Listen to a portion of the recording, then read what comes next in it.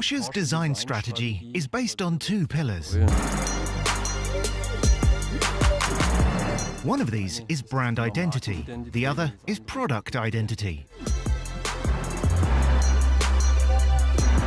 Brand identity means recognizing that the car is a Porsche. Product identity means recognizing which Porsche it is. The new Cayenne has of course been defining the Porsche brand very successfully in this segment for over 15 years. This made it all the more important for us at the Porsche Design Studio to continue carrying this success story forward.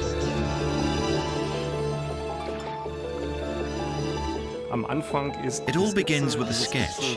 This sketch is elaborated on and thereby finds its way into the digital world. This is the beginning of something that resembles a game of ping pong.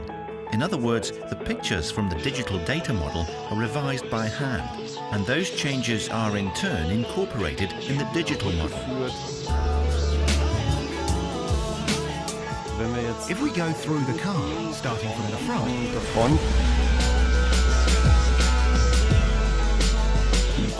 the wings have become a little more pronounced when viewed from the front, also as regards the shape of the headlights.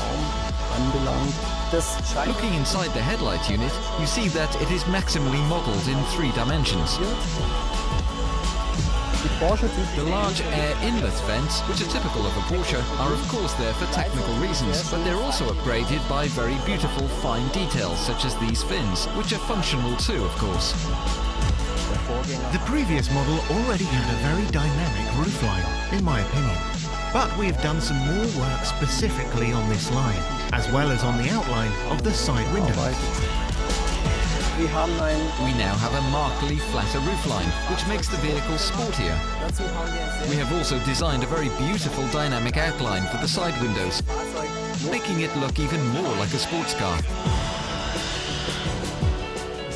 I always say the 3 most important aspects of automotive design are 1. The proportions, 2.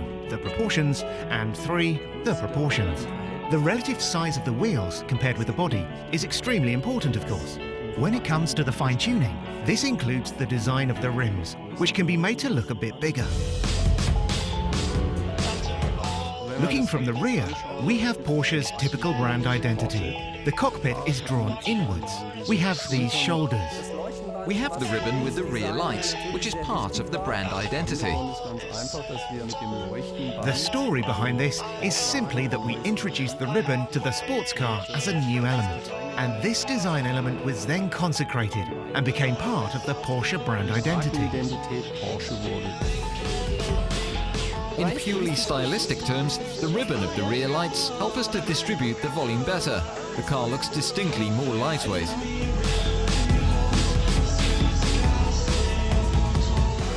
We adopt exactly the same procedure for the interior as we do for the exterior.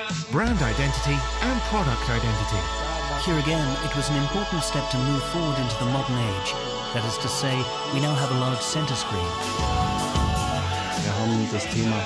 The display has become distinctly larger, and it also adopts the idea of touch-sensitive surfaces.